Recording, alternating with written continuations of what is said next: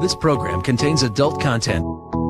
Is there a God? Big atheist. Really? What, am I an idiot? Come on. That yes, it would be nice if you could throw your sins and your responsibilities on someone else. But it's not true.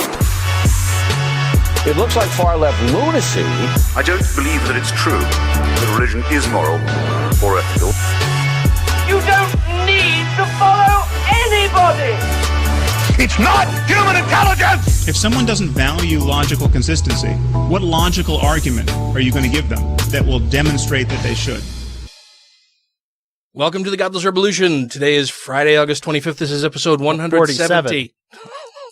Jesus. Fucking Louise Dreyfus. 170. We have shifted recording days from Monday to Friday. Yeah. That's a big shift. It is a big shift. And we're going to shift release date to Wednesday from Monday. Hopefully it'll be Wednesday.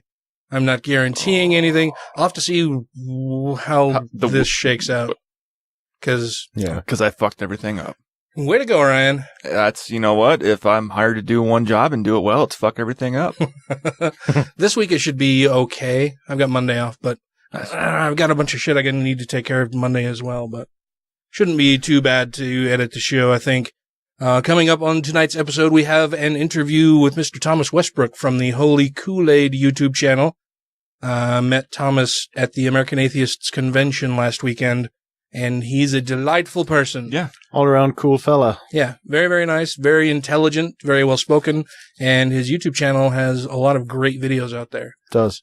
Yeah. And they're not super long. They're condensed down to 5 or 10 minutes. Just really cool shit. Yeah. What did you guys do over the last week and almost 2 weeks, I guess, since we last recorded? Since we last recorded, I think I've been home twice. Oh, yeah? Just working? Yeah. Well, it was our shift change, which is why we shifted the schedule. Mm-hmm. So, yeah, I went to work Wednesday, got off work Sunday, went and worked on a set, got home from that at 4 a.m. on Monday.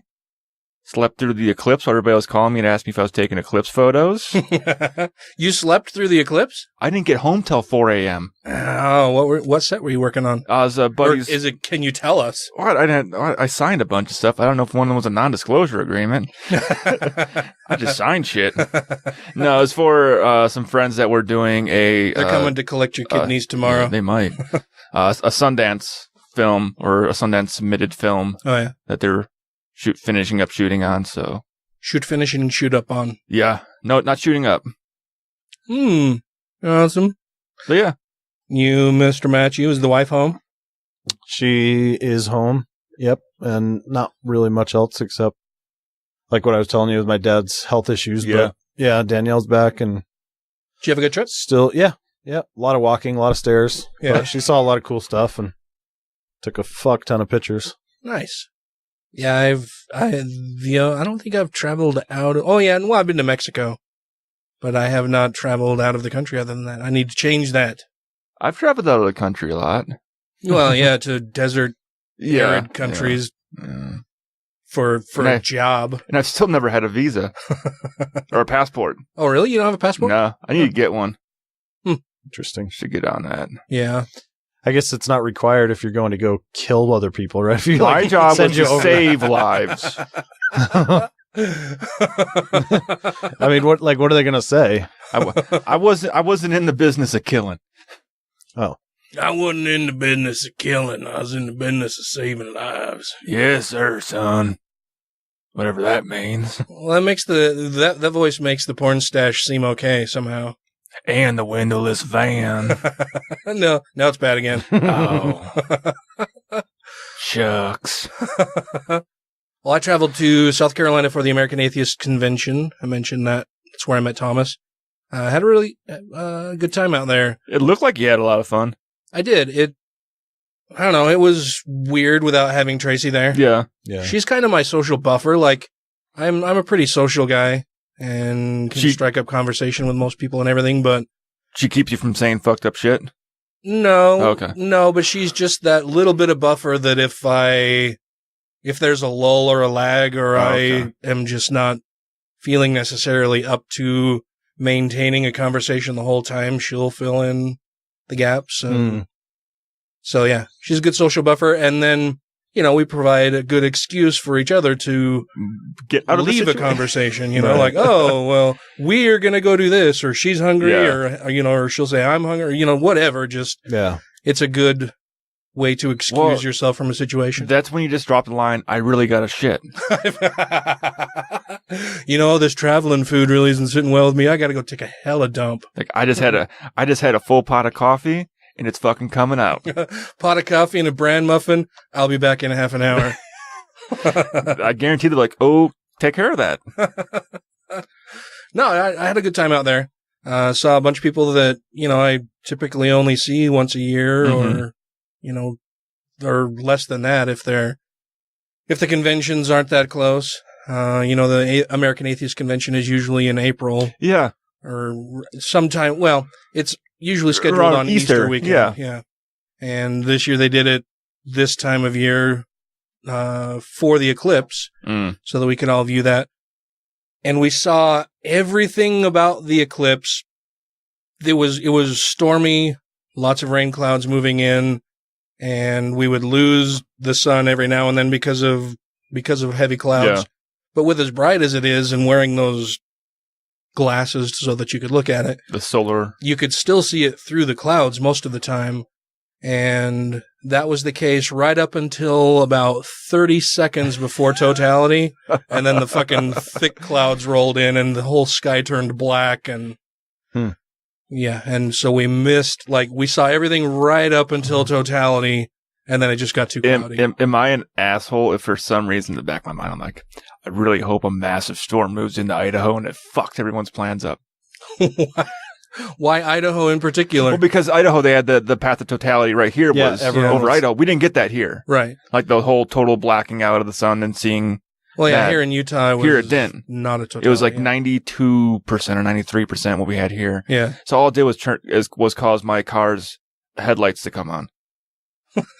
Yeah, it was very dusky. It wasn't dark. It was just like, because everybody had woken me up already. I went to the grocery store thinking, I thought it was at 11 and now it's 11:30 when I'm driving to the grocery store and everybody's standing outside. My headlights turned on. Yeah, it looked muted. The colors, it looked like it was desaturated outside. That was it. Yeah, it got fairly dark there in South Carolina, but I think a large part of that was just because of the really heavy cloud cover. Off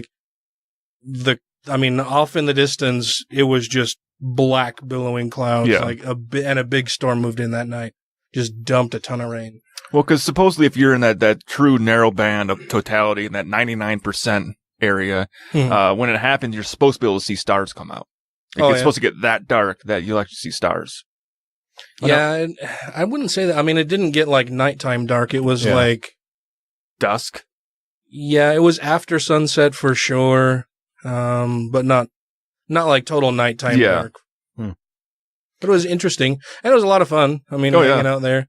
Everyone kept asking me, they're like, are you going up to Idaho too? And I'm like, fuck no. Fucking Idaho is not anywhere near worth 10% of an eclipse. Jeez, no. Especially when people were saying a trip that would normally take an hour was taking 9 hours that day after it.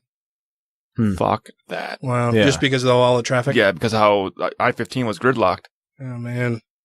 Yeah, fuck that. I hate traffic ordinarily. Yeah.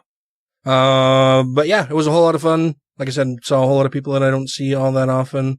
I remember to take my copy of Silverman's book, Fighting God, for him to sign, because I have it here at the house, and he was here at the house and here in the studio with us, and I fucking forgot to have him sign the goddamn book. You even hosted a book signing for him. Yeah, in fucking Salt Lake. Yeah, host a book signing for him where he's selling books and gave a speech and all that, and I fucking forgot to have him sign the goddamn book while he was out here. So I fly it all the way to South Carolina to have him sign it, and finally remembered to have him do it. Yeah. Traditionally, flew would be the past tense. Yeah. I thought it was flied. Is it flied? I flied it out there. Did I say flied? Yeah. I think I just said, so I fly it out there. Yeah. With me. Anyway. I think. The book. You fly the book out. Yeah. Oh, okay. Yeah. Matt, he flew. The book flied. You've seen, there's tons of animations with flying books, right? Yeah. Harry Potter. Yeah. And they've all flied. Cartoons, all kinds of shit. Most interesting thing at the convention. Well, it wasn't the most interesting thing, but it was really cool. I sat near Matt Dillahunty for a few hours throughout the convention, chit-chatting a little bit, and just watching him practice a lot of his magic tricks. Oh, nice. Yeah. He's got a what do they call it? A close-up mat or something like that. It's like a padded felt mat for doing card tricks and shuffling and, doing like a pharaoh spread and that kind of stuff. And just kind of, while we're listening to the talks and he's sitting there practicing the whole time. Mm-hmm. And like a lot of the magic that goes on is just through fucking tons and tons and tons of practice and being able to basically count the number of cards you have in each hand as you separate the deck out and cut it and split it and shuffle it. It's insane. Yeah. And I mean, he was just practicing for hours and hours and hours throughout the day. I oftentimes forget that Matt Dillahunty does magic. And he's really good at it. Yeah. Mm-hmm.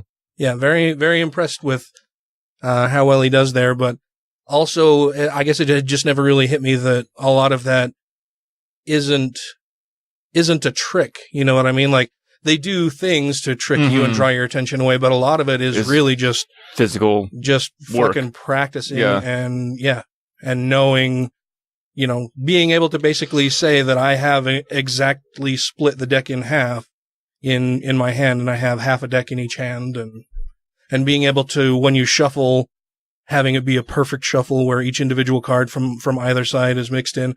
Like, I sat there and watched him, he'd spread the cards out so that you could see all of the faces of the cards, and it was all arrayed by suit, ace through king. And then, he'd bring them back together, shuffle them, cut them several different times, shuffle them again, spread them out, and it's still ace through king in each suit. What the hell? Yeah, it was amazing. And I was just like, wow. So is all of that just like being able to practice and just by touch and feel know what you're doing? And he's like, yeah. I was like, that's pretty fucking amazing. Yeah, and I never really thought about it. I thought it was magic. It is magic after hundreds and hundreds of hours of practice, I guess. Yeah. That's crazy. But yeah, that was really cool. Yeah. Got to hang out with a lot of really awesome people. Probably the funniest thing, sort of, was on my way home. I flew from South Carolina to Atlanta, Georgia, had a layover there, and then flew from Georgia back home. But my flight out of South Carolina left there at, I don't even remember. But it was like a whole day of travel. Like, I checked out of the hotel. And layovers. Took the shuttle to the airport, waited around there for a couple hours, got on a plane. Flew for an hour and a half, landed, had a 2.5 hour layover, I think. But Atlanta's a good airport to have a layover in, at least. Yeah, it wasn't bad. Oh, and there, when I got to the airport, Phil Ferguson just happened to be at the Atlanta, Georgia airport also on his way home. And, on Facebook, it'll tell you if you have friends nearby. Yeah. So I just opened my phone and it said, Phil Ferguson is nearby and has waved at you. And I was like, oh, cool. So I just sent him a wave back and he's like, hey, are you in the airport? When does your flight leave? And so he was at like an entirely different concourse in the airport and hopped on the airport train and came over and met me and, came and sat with me while I had a beer and some lunch he had already eaten. But yeah, just got to sit and visit with him for a little bit. But so then I fly home and my flight back into Salt Lake didn't arrive until midnight. So Tracy is at the airport waiting for me, and she's sitting in the little waiting area that they have where they've got the big sign of all the flights coming in so that you can, park your car there. And then when the flight arrives or you get a message, you can just leave that little parking lot and go to the passenger pickup area. Well, apparently while she is sitting there, she decided that she wanted to listen to the stereo in the car. And instead of just turning on the stereo portion of the power or whatever, she turned it on to where the headlights came on and the AC came on and the radio's on, and sat in the parking lot for I don't know how long. And my flight lands, I get my bag, I send her a text message, hey, I've landed. I've got my bag. I'll be at the passenger pickup number 7. And I get a text message from her back, and it says, Car's dead. Car battery's dead. I don't know what to do. and I'm just like, man, I'm fucking tired. I've been, we partied until pretty late the night before. Yeah. And then I got up, had to pack everything, leave, and then I've just been traveling for like 12 hours. And so my one-word response was, awesome. And I just sat there like, I don't know what to tell you. Like, I'm here, you're there. I can't do anything from here. So she had to find some nice Samaritan there in the parking lot to give her a jump start. Well, the airport will do that for you. Oh, will they? Mm-hmm. Oh. Well, she found a couple guys who were waiting for another flight who came over and jump started the car for her. And loaded the bags, came home, and then was tired for a couple days recovering. Yeah. Traveling doesn't seem like it should be exhausting, but for some reason it really is. Yeah, well, and it wasn't just the travel. I mean, it was, what you were staying up really late and drinking and socializing and then getting up and spending all day listening to talks or chatting with people and drinking. Yeah. But it was a lot of fun. Did a lot of networking. Talked to a bunch of different people that we will be having as guests on the show coming up. Awesome. And yeah, it was just really nice to see everybody that I don't get to see nearly as often as I'd like. Yeah. Mm-hmm. I really, really, really like a lot of the people in the atheist community who go to the conventions and everything. Everybody's very nice, very friendly, really warm, and always excited to see everybody else that they don't get to see nearly as often as they'd like as well. So it was a good time. All right, well, let's move on to our interview with Thomas. Hi, this is Yvette Doncherma, aka the Scibabe, and you're listening to Godless Revolution. You can find me at scibabe.com, at my Twitter account at the Scibabe, and if you hunt really hard, you can find me at Pornhub. I dare you. If you know the future, you can't have free will. Because the future is fixed. There's no period of indeterminacy between now and then where you could change your mind. I might decide I'm going to have coffee tonight after we go out. But I could change my mind in the meantime. I have the freedom to make that choice. So if God is defined as a being with free will, who is omniscient, who knows the future, then that God is a married bachelor, and that God not only does not exist, that God cannot exist. And there are dozens of incompatible properties between God that show that by definition, mathematically, logically, the God you believe in cannot exist. Thanks for listening. Now back to the show. All right, on the line we have Mr. Thomas Westbrook of the Holy Koolaid YouTube channel. How are you doing, Thomas? I'm fantastic. How are you guys? Doing really well. Thank you very much for asking. It's a pleasure to have you on the show. Mm-hmm. I think I had watched maybe one or two of your videos in the past, but we hadn't ever met or anything, and I happened to meet you last weekend at the American Atheists convention in South Carolina. Yeah, it was so epic we blotted out the sun. That's awesome. Yeah, and I was just immediately taken with just what a warm and nice, awesome guy you seem to be, and yeah, so I wanted to get you on the show. Well, thank you. Glad to be here. Yeah, I'm really excited to have you on the show.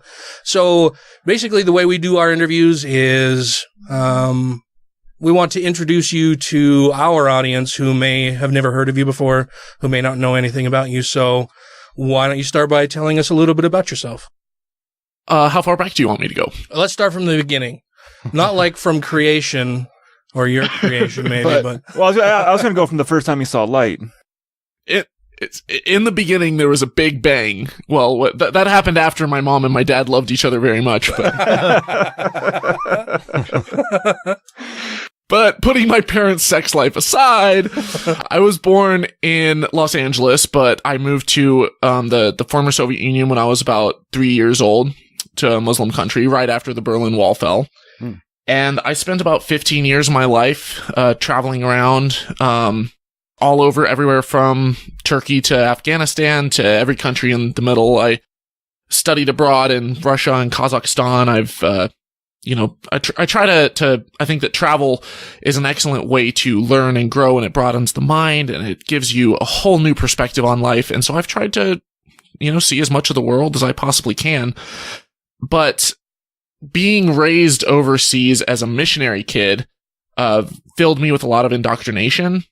And, I took a lot of it at face value. I took a lot of it for granted, all my religious upbringing. And it wasn't really until I started going to college that I began asking questions about my faith. And, I'd always been a curious kid, but once I started learning about science and seeing some of the stuff that didn't match up, then, I figured that I wanted to go wherever the truth led. And if something was true, it would withstand any scrutiny that I threw at it. And the more I scrutinized, the more it fell apart. And eventually I became an atheist, and now I'm the black sheep of the family. And I take everything that I learn in, about religion, about science, about philosophy, and I try to break it down in a really laser focused way, 5 to 10 minutes, and just give a presentation on it, for my audience. And apparently it's really taken off. So I started a YouTube channel called Holy Koolaid. It's the name of it. And it's, it's taken off a lot. Apparently there's a demand for educational content like this. Well, and I was struck and really impressed at how well done all of your videos are. Mm-hmm. Do you do all of the animation for all of them? Yeah, I'm a one-man crew, so it's all done by me. None of it's outsourced yet. I would like to eventually be able to hire, once I actually have a budget for it, to hire an animation studio or hire some virtual assistants and stuff. But right now it's just me. How long have you been doing the YouTube channel for? About a year full time. I started a little bit longer than that, before that, but I put out a video and then 4 months would go by and I wouldn't release anything. And then, right around the fall of last year, I decided I was going to make it a monthly and then a twice a month. And then Trump got elected and I was like, wow, we have a lot of work cut out for us. And so it became a weekly show, and I'm hoping to, increase my output time to twice a week here pretty soon. If I can maintain that without burning out, we'll see. Maybe I missed it, but did you say what flavor you were of theist? What flavor? Yeah. I was, Protestant, non-denominational, but probably closest to Pentecostal. I believed in, I remember as a kid even thinking, if I got sick with cancer or something, then I'm going to turn down medicine in order to show God how great my faith is and have him heal me. And dangerous flavor. The dangerous flavor. And it's weird because my parents they're pretty skeptical on just about every other aspect of life. So, they don't believe in Bigfoot or aliens or reptilians or any of the nonsense conspiracy theories floating around about, 9/11 being an inside job or chemtrails. But when it comes to their faith and their religion, they literally swallow it whole, and they take it literally. But that's kind of off limits in most people's brain, though, isn't it? It's sort of over here in this other area that doesn't get scrutinized. It seems to be a very common dissonance, I guess. That it's like it's the unquestionable segment that's put up on a pedestal, where anything else, if you ask them, why do you think that people believe in ghosts and stuff? Well, in their case, they would say that it's probably demons and not actually ghosts. But that some weird supernatural paranormal claim, they would, you could point at what's going wrong in the brain to cause these kinds of hallucinations. So I did a video on sleep paralysis where I talked about I've experienced it at least a dozen times in my life. And the first time it happened, I thought it was demons. And then I experienced it once, I learned about the science behind what's actually going on in your brain. And to your audience listening who doesn't know what sleep paralysis is, it's when you wake up from sleep, but you're frozen and paralyzed in your bed. Your muscles can't move. And it's because, your brain paralyzes your muscles while you sleep to prevent you from rolling over, falling out of bed, thrashing, hurting yourself. And sometimes there's a misfiring and you're paralyzed and you can't move.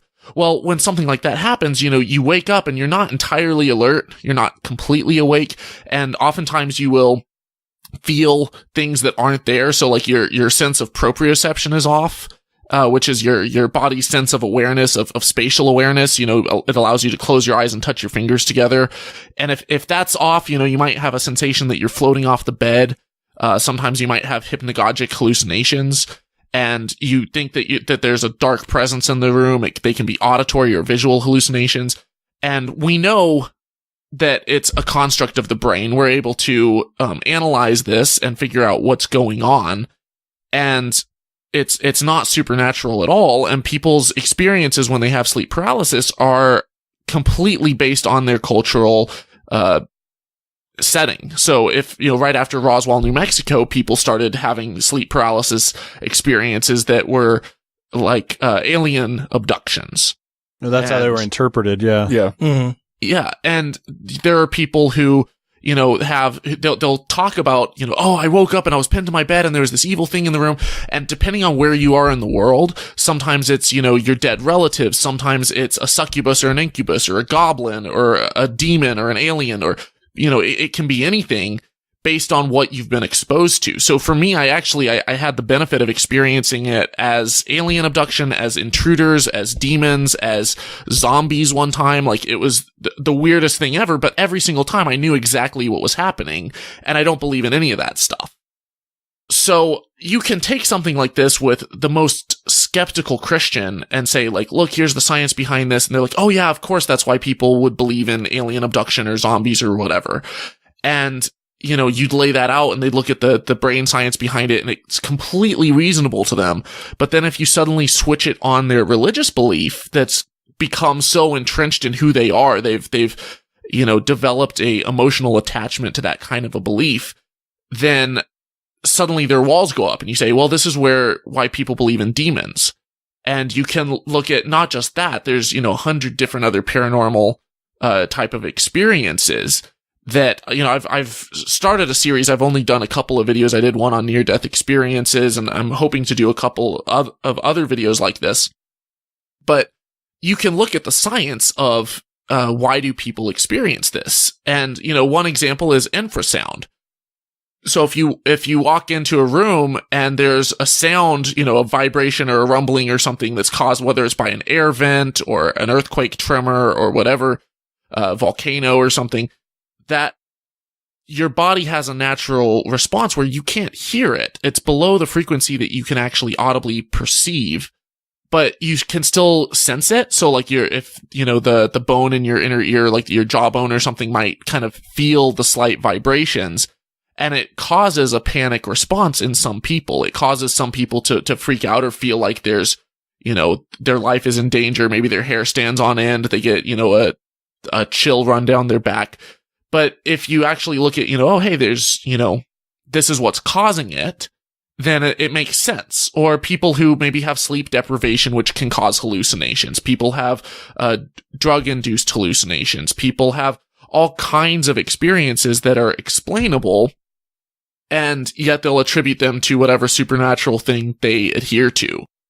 And so it's really dangerous when we take something, like a religious belief system, and we make it such a huge part of our identity that even when we're presented with evidence, to the contrary, that people are still willing to go out of their way to follow blindly, whatever this belief is, because they don't want to give it up. Well, it's about feelings, right? It's about how this thing relates to their emotions, and not about how maybe it's unappealing that the universe doesn't give a fuck about what happens to in our lives, or even to us at all, and so that, it's a much more emotionally, there's much more of an emotional draw to having an afterlife and a God who cares and all that kind of thing. Well, I think it comes down to, if you have something, let's say that I take you into an art museum and I show you the most beautiful painting in the room, and I say, this painting was painted specifically for you by the artist because he loved you and he just wanted to show you how, wonderful you are by painting this. Well, yeah, you might get a bit more of a rise and a bit more, excitement out of it. You're like, oh, wow, this is all for me.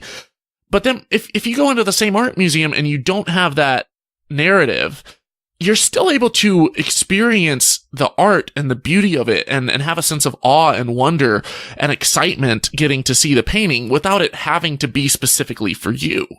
This to think that the universe was made just for us, with us in mind, like, that's an incredibly arrogant position to have. But I can still stare up at the cosmos and be absolutely in awe of the wonder and beauty of it without having some type of egocentric notion that it's all done with me in mind. Yeah, of course. I think that was a great answer. I just think these are humans we're talking about. So it's going to end up being selfish and narcissistic in some way, usually. I'm a misanthrope, just in case you didn't know. That's my role here, generally. Well, the other notion that I often get is people say, why would you rob someone of this, religious belief? It's like, well, first of all, they're coming to me. I'm not forcing this down anyone's throat. So, like, if they want to listen, they can. If they want to, to change their mind, they can. I'm simply contributing to the free marketplace of ideas. But the other thing is simply the notion that, they need religion to get them through the day, and you're stealing something wonderful from them. I'm like, wait a second.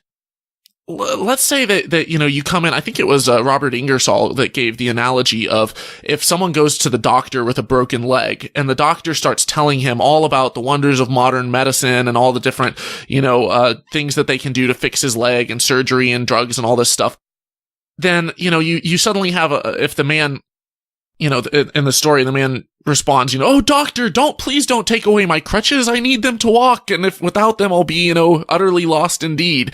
And the doctor responds to him with, no, I plan to cure you of your ailment. And once you are cured, then you'll you'll dispose of the crutches yourself. And that's the way that I see religion. And some people, they're like, oh, I can't imagine life without religion. And I'm like, no, once you realize that, you don't need it, and that you can have a wonderful, meaningful, incredible life where you come up with your own purpose rather than, having some top-down cookie-cutter purpose dictated to you that's not always in your best interest, then when you suddenly realize, like, oh, wow, I'm free. I can choose this. This is the beauty of autonomy. Once you grow up to that level, then I think that you won't feel like you have to have the crutch that is religion. Do you think that's a part of why you started your channel, to try to help people realize that they're, don't need the crutches? Yeah, that they're codependent in an abusive relationship? That's not why I started it. Initially, I started it as a way to come out to my religious family and to show them, this is why I don't believe anymore, and be able to actually lay it out for, 5 or 10 minutes without being interrupted constantly, because I get that when I have these conversations. But as I started, making more and more videos like this and getting more and more involved with the secular community and, meeting other atheist activists and scientists and stuff, I'd already fallen in love with science. And this allowed me to share what I was learning. And as I saw some of the damage caused by religions, it gave me a platform to speak out against that and to promote the truth and skepticism and critical thinking and free thought. How long was it from the time when you decided, hey, I really don't believe this anymore, till when you started doing your channel to actually get out and try to explain to your parents in a way where they're forced to listen to it? I think it was about 4 or 5 years. It's hard for me to pinpoint exactly when I became an atheist, because when I was about 22, and I had really started having some serious doubts and questions, but I decided to give it one more shot. And I spent a semester as a missionary, and I was hoping, hey, if God is real, he'll see that I'm really dedicated and devoted to him. And, during that time, I started learning a lot more about abiogenesis and about the evolution of the earth and the evolution of both the geosphere and the biosphere in tandem. And I'd already known about, where do simple elements come from, and, stellar nuclear genesis. And I already believed in evolution, but I believed it was the process God used. But as the puzzle, as I started getting a bigger, broader picture of, the puzzle, the little pieces that were missing that I said, oh, that's God and that's God, those pieces were becoming vanishingly small and few and far between. And the overall picture of the puzzle was pretty clear that there wasn't really any need for God. And the Bible, I started seeing all kinds of contradictions, historical inaccuracies, scientific inaccuracies, and I finally couldn't believe it anymore. But even after you stop believing in the Bible, it's like, well, I'm not an activist. I love science. And so I spent several years just learning every single topic that I possibly could, just reading book after book, taking all kinds of online courses. And, which actually there's courses online for free at places like, Coursera and edX, and even on YouTube, they'll upload entire, semesters worth of lectures on physics from places like MIT and Harvard, Yale, Cambridge, Berkeley, UT, all kinds of places. And so and once I found out that I could do that, then I didn't stop. Yeah. The knowledge is there. Why not consume it? Well, it cuts into your cat video watching time for sure. That is true. So that's very true. So what prompted the move from LA to the Soviet Union when you were younger? Missionary parents.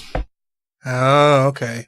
So do your parents do missionary work for a living? Is being an active member of their church part of what provides for the family? Yeah, that was definitely, that was their full-time thing. So, it was support driven. But they've actually, they kind of retired because they had other things that they were doing and stuff for visas. But, I don't want to go too much into the details and stuff of, where they're at currently, because I don't want it to affect them in any negative way. But it was definitely their full-time income.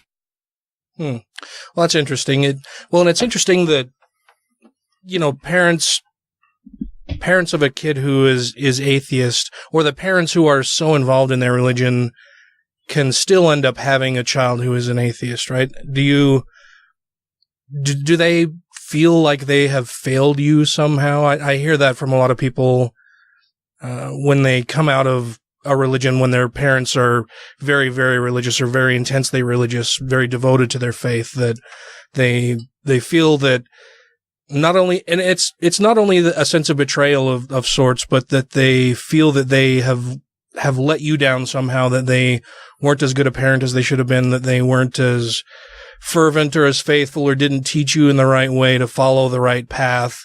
Do they feel, I don't know, guilty somehow that you have fallen away from religion? I think initially when I first came out as an atheist, they felt a bit frustrated, and they even said at one point, they're like, "We're not sure that you were ever a real atheist," and I immediately, ever a real Christian, and I immediately shot that down because I was as sold out as you could be. Growing up, I memorized, like the whole Sermon on the Mount, massive sections of, Psalms and Philippians, and I read the whole Bible. I read all kinds of stories about different missionaries and about the history of the church. And in addition to that, when I came back to the States, I worked as a church camp counselor 2 summers. I was a missionary one semester. One summer was a youth pastor. I even started a youth group when I was 12 overseas for just a group of local missionary kids. And I put that together for a summer. I was on a church band, I Christian fraternity, everything you can possibly imagine. I was, completely sold out for Jesus. I believed in, faith healing. I believed in, I never spoke in tongues because I didn't feel like it was genuine. Like whenever I would do it, I'm like, I just feel like I'm, mumbling crap, and I don't want to mislead people or be dishonest. See there, you're not a true Christian. That's the thing right there. But I mean, everything else, some nights I would stay up all night long just praying, fervently and reading the Bible and stuff. And it, eventually when I left my faith, I'm like, I don't think anyone, if I wasn't a true Christian, then I highly doubt that there are any true Christians out there. Right. That's a great way to put it, because, a lot of Christians will tell you just what you said your parents told you, is that, well, we don't think that you were ever a real Christian, a quote-unquote true Christian. But, most of the people that I know that are in the atheist community were very, very religious at one point or another, and, know more about the religion they left than most people who are currently practicing it. And it's through studying that, but still being open to new information, that ultimately led them away from the religion that they previously held. Most atheists I talk to, and obviously I'm going on the average, but most atheists I talk to in the US who have any kind of a religious background almost always know their Bible better than the average Christian. And I'm saying this as someone who, grew up in the church and seeing in singles groups that I would go to, like young adults groups, youth groups, Sunday school, what have you, almost always consistently, I would be the Bible kid who knew his Bible better than most of the others. And then when I left that, I suddenly would go into atheist circles where I'm just like, oh my God, like these people not only know the Bible better than I do, but they know it in like the original Greek. They're more of Bible nerds than the Christians are. Oh yeah, absolutely. Hi, this is Justin Schieber, formerly of the Reasonable Doubts podcast and currently of Real Atheology, and you are listening to the Godless Revolution. 40%, 45% of the American people believe literally in Adam and Eve, believe literally that the world is only 6,000 years old. I mean, that's a shocking figure, and you can't duck out of it by saying, oh, sophisticated theologians don't believe it. Unfortunately, what sophisticated theologians believe isn't really relevant to what the majority of Christians do believe.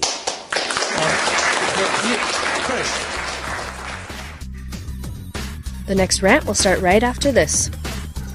Hey everybody, this is X. I'm Kyle. And I'm Felicia. We're the Utah Outcasts. 3 out, unashamed, and active atheists living in Utah. And we are personally inviting you to let us love your ears each and every week. As we take the news, current events, and pop culture and give it a little twist.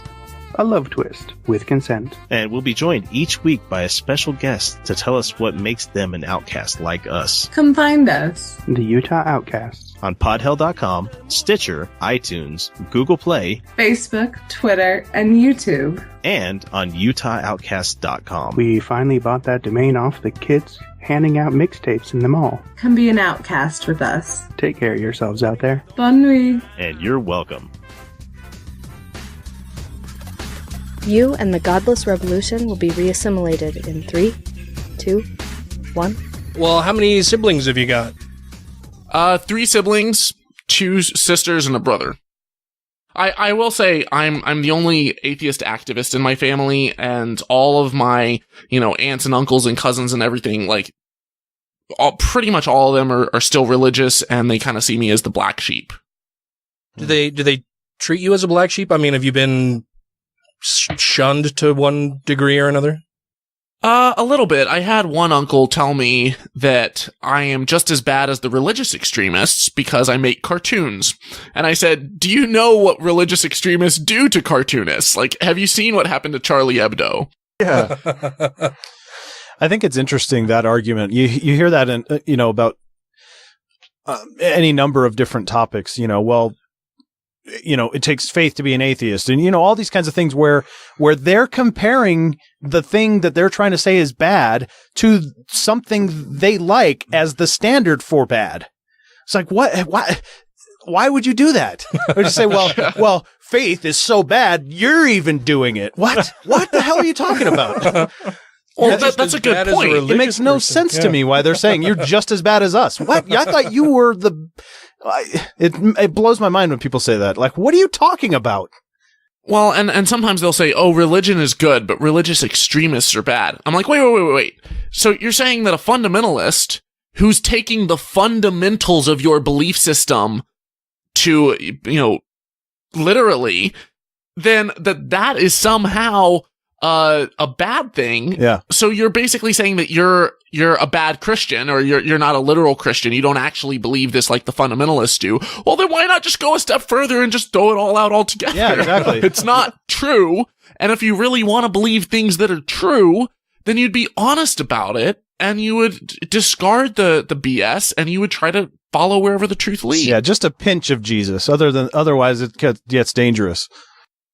Well, it's like what I said in one of my videos is, as an atheist, I can take the positive aspects of Buddhism and Islam and Christianity and Hinduism. I can take the tiny glimmers of gold in the giant turd hill and accept those without deep-throating on their dogma. Well, let's talk a little bit more about your videos. What What is your favorite video? I have watched, I don't know, I think I watched 6 or 7 of them today, and 4 or 5 of them yesterday. So I think I've probably watched in total 15 or so of your videos. How many do you have out there total now? So, oh gosh, what's the latest count? Let me pull it up. Apparently it says I have 45, but I'm not sure if all of those are public because I have a few private streams with like patrons and stuff. Right. But as far as my favorite one, I really enjoyed, there was a video, it took me a month to make, but it was on near-death experiences and life after death.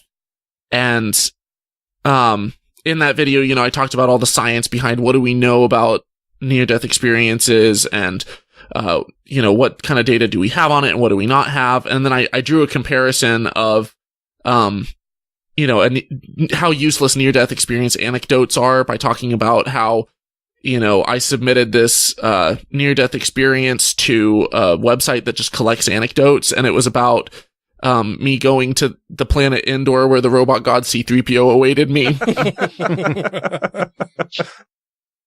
But that video, it only has 14,000 views, even though it took me a month to make and animate.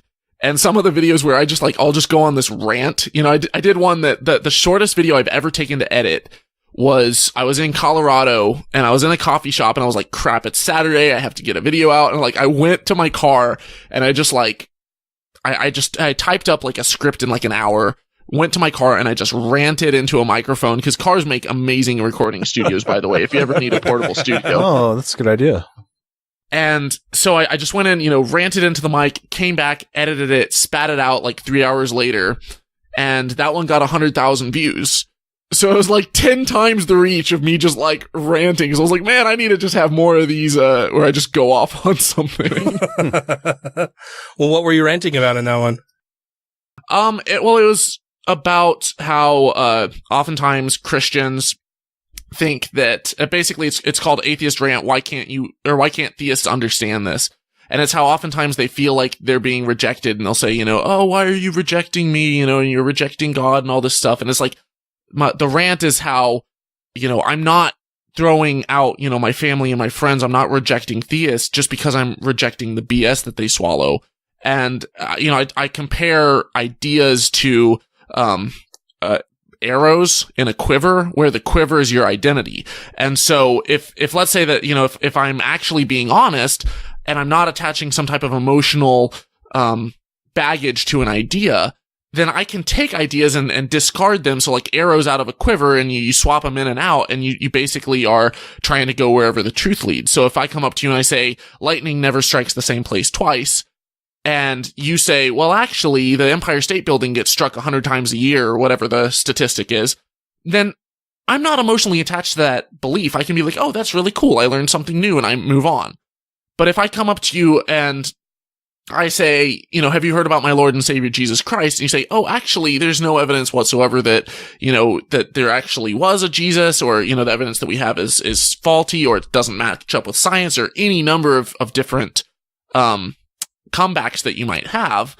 And if I'm so entrenched in that belief system that it's no longer an arrow, but it becomes the quiver itself, that has become a part of my emotional identity. I no longer am saying, I believe in Christ. I'm saying, I am a Christian. This is who I am. Then it becomes really dangerous because you're not going just wherever the truth leads based on evidence. You have these emotional walls of cognitive dissonance that are preventing you from, going and actually following something without any kind of credulity.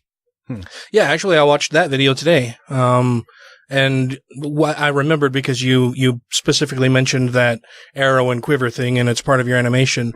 And I think you, in the video, referred to Hindu as, instead of saying, I believe in the Hindu God, it's, I am a Hindu, then it's impossible to discard those beliefs without also discarding part of your self-identity. Yeah, people have identity crises because when they leave their faith, because they've made it part of who they are. Some of your videos also deal with some of the more standard philosophical arguments. And one of them, I really dislike Prager, but I don't like very many people, to be honest. But there are some apologists that just seem to be slimy and almost intentionally misleading.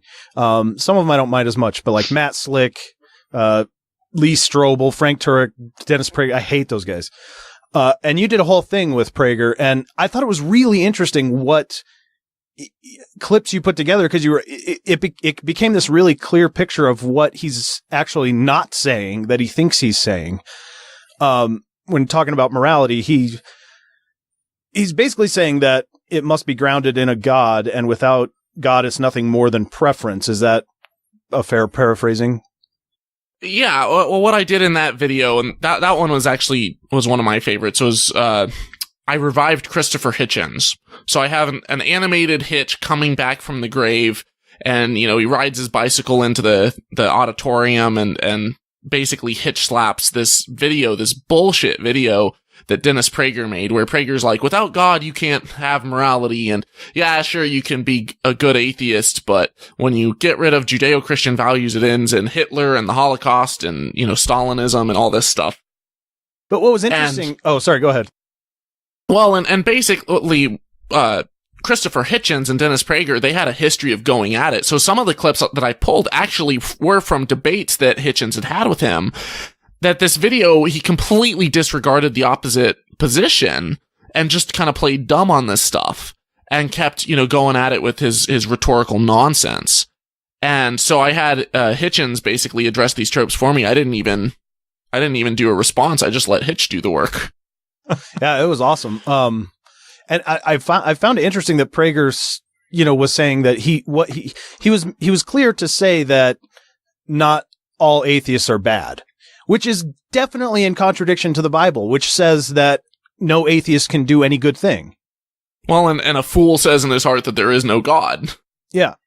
But he also says that, without God, you can't have morality. But then he also says that just believing in a God doesn't make people any better. So it's completely useless. Even his own morality is completely useless. He just undermined his whole argument and has admitted we're on equal footing. So there's no point to Christianity whatsoever in terms of morality. Does not matter. I think the difference that he would say to play the devil's advocate of someone after I did a brutal takedown of them is that, just because you believe in God doesn't make you a good person, but that without God existing, you don't even have a standard of morality to go off of. Which I had actually addressed about a month earlier. I did a video collaboration with a YouTuber called Cosmic Skeptic. And if any of your listeners haven't checked him out, he's a young British YouTuber. I think he's only about 18, but he's extremely well-read, very articulate, brilliant guy. And we did a collaboration talking about morality. Where do morals come from? What is the philosophy behind it? It's coming up with a moral framework, as well as what's the history evolutionarily for moral development. And we addressed a lot of the stuff that Prager talks about and, dismantled this concept that morality has to come from God, or that, without God, you can't have a moral framework. It's like, well, yeah, there are lots of moral frameworks, It doesn't have to be divine command theory. You can be, a rule utilitarian and, and try to minimize suffering and promote well-being. You can have frameworks, like Kant's categorical imperatives and stuff. And some of them are objective frameworks, some of them are subjective. But regardless of which framework we're looking at, you're still subjectively choosing which framework you're going to follow. Right. And beyond that, it's still a if you're arguing theistic divine command theory, it's still subjective whether that God decides this is good or not. Yeah, what if God says, "Oh, go out and slaughter all of the Amalekite children and take the women as sex slaves." Right. Suddenly it's okay because God said it. Mm-hmm. And you see that a lot. Like if you ever talk to a theist and you say, would it be okay to sacrifice your own child if God tells you to do it? Then, it puts them in a weird dilemma where either they say, yes, that's good, in which case they have absolutely no sense of morality whatsoever, and that's a horrible response. I don't think any parent would ever say, outside of that framework that it would ever be okay to sacrifice your own child. But if they say no, it's not okay, then, they've shown that they're more moral than their God. Yeah. Yep. And Abraham. Yeah. Two key figures in those religions. Well, yeah, and if they say that, yeah, they would do it if God commands it, well, then they themselves don't have a sense of morality. All they're doing at that point is following instructions and direction.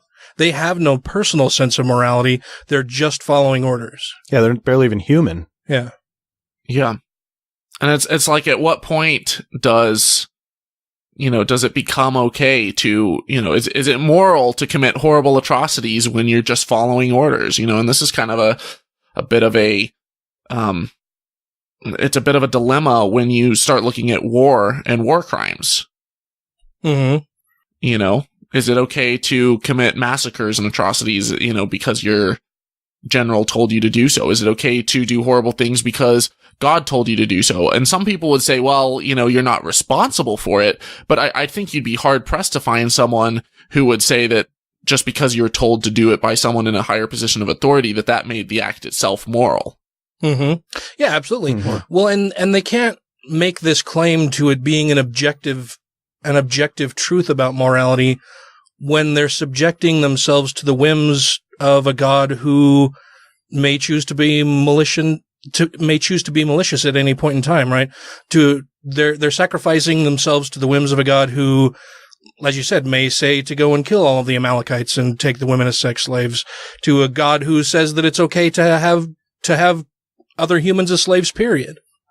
Well, another thing that I get a lot is whenever you talk about morality, they'll say, oh, who are you to question God without a sense of morality and stuff, like, God knows what's moral. You don't. You're just a simple human. You're a mere mortal.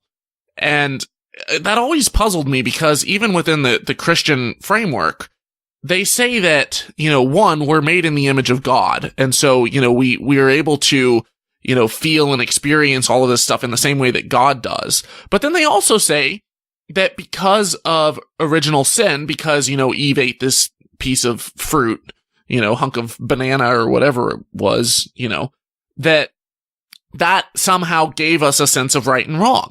And so I'm like, well, that right there tells you that, we have a sense of morality and right and wrong. So we know what we should and shouldn't do according to your framework. So you can't come up with this BS saying that, you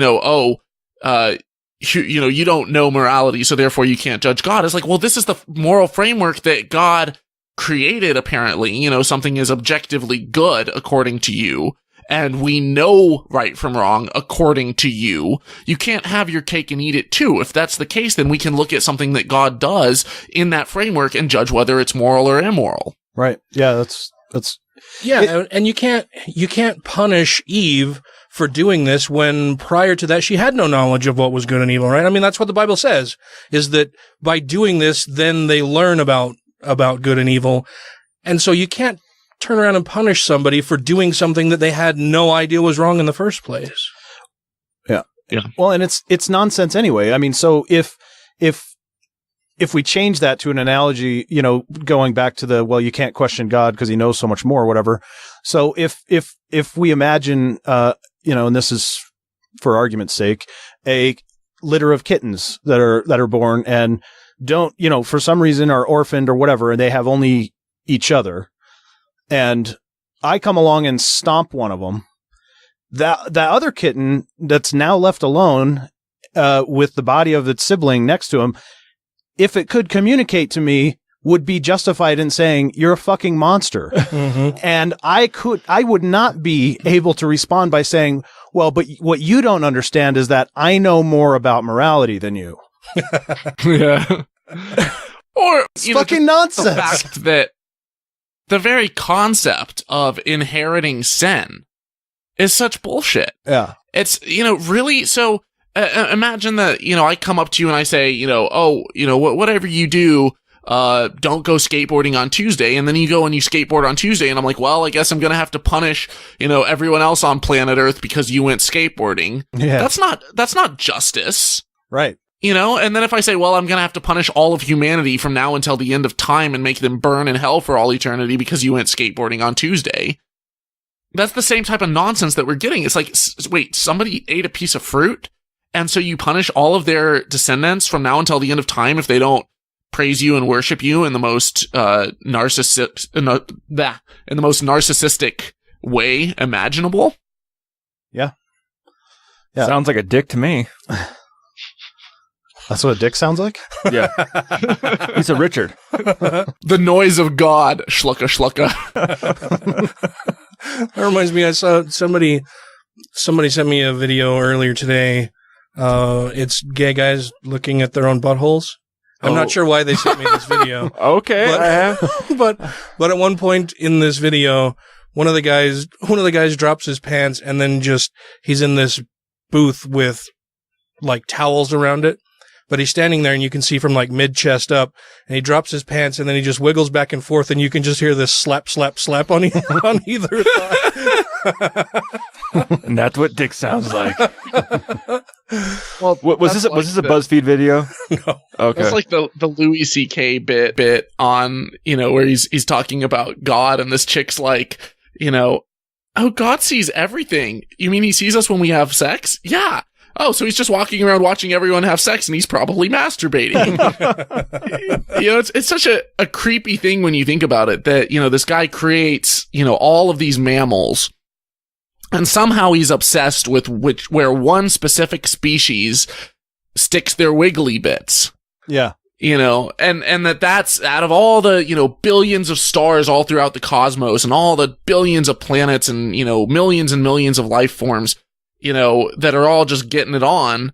Somehow, he's deeply concerned with the nature of our sex life. Well, porn sites are the most visited sites on the internet. So he did create us in his image. I suppose, yeah. I always thought it was weird that he would watch me poop. like, don't you have something better to do, dude? And he also blesses you every once in a while with hemorrhoids and... So I watched your, we've been talking about the video that you made with Prager and resurrecting Hitchens and having Hitchens put the smackdown on Prager's arguments as if Prager had never heard anything to the contrary, which really bothered me. So you used Hitchens. Is he your favorite atheist thinker, or do you have a favorite atheist thinker? Hitchens would definitely be up there. I think Harris would probably be a close second. But there are so many people in the movement that, it's easy to point to the Four Horsemen, but there are so many people throughout the movement that have excellent, incredible books and great points and stuff. As far as intellectuals, I'd probably say those two. I like the work of Dan Barker. I'm, close friends with a lot of people, including like Dr. Darrell Ray, Anthony Magnabosco, if you're familiar with his work with street epistemology. Yep. Mm-hmm. But yeah, there's a lot. Who doesn't love Darrell Ray? Oh, Darrell Ray's amazing. He is a sweet guy. The guy, so for your listeners, he started a organization called Recovering from Religion, and he's a psychologist. So it's basically helping people it's not trying to deconvert people, but it's helping people as they leave their faith, if they don't know where to turn, what resources to go to. And he's done some incredible stuff. Yeah. And in fact, he donated his birthday this year to Recovering from Religion. Mm-hmm. And yeah, I made a donation to that yesterday and made sure to thank him for all of the fine work he does. Oh, awesome.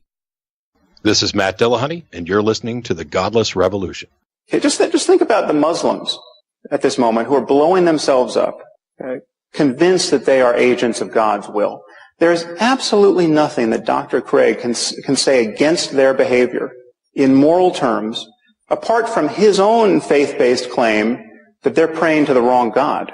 If they had the right God, what they were doing would be good on divine command theory. Now, I'm obviously not saying that Dr. Craig or all religious people are psychopaths and psychotics, but this to me is the true horror of religion. It allows perfectly decent and sane people to believe by the billions what only lunatics could believe on their own. Okay, if you wake up tomorrow morning thinking that saying a few Latin words over your pancakes is going to turn them into the body of Elvis Presley, okay, you have lost your mind. Okay. But if you think more or less the same thing about a cracker and the body of Jesus, you're just a Catholic. Please stand by. The Godless Revolution will continue in a moment.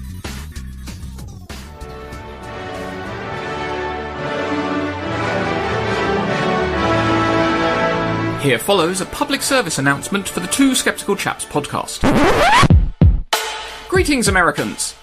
Over here in London, we are well aware that not all of you are loud, xenophobic, racist, sexist, religious nuts. But many of your politicians who display these frightful traits seem to be quite popular.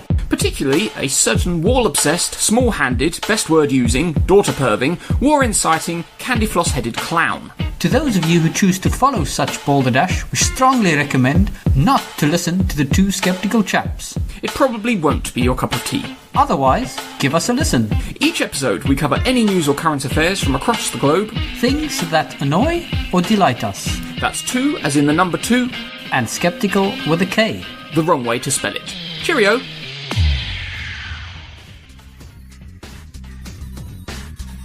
Rejoining the Godless Revolution podcast now.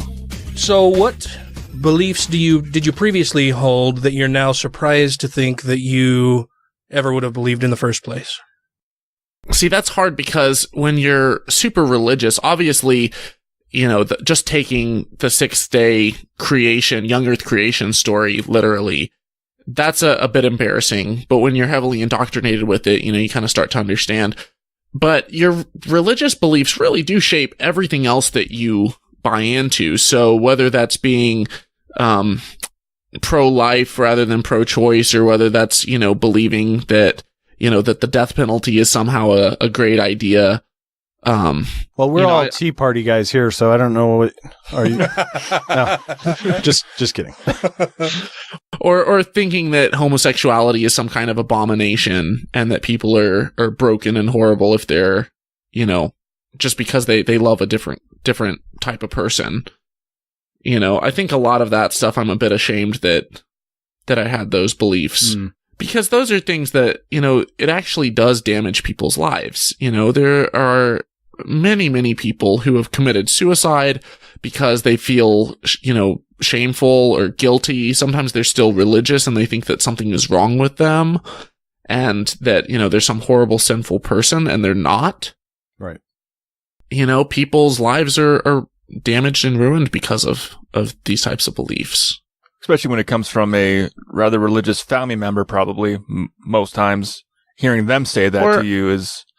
Yeah, or even if it's not a personally held belief, if it's something that gets into politics, you have things like George Bush, you know, blocked stem cell research. Right. And if you think about it, you know, this is something that could have, you know, sped up all kinds of cures and research. And it really is something that if you have, you know, a life-threatening disease and, you know, and you have a genetic illness that could, it could maybe have been cured 10 years earlier, you're going against the clock. People literally are dying because a cure hasn't been found that maybe could have been found 10 years earlier, you know, if we'd gotten on the ball with this. And it not only that, but it hurts the U.S.'s place in the scientific community, where we become a laughingstock. Other countries take the lead, and, you know, they take the ball and they run with it.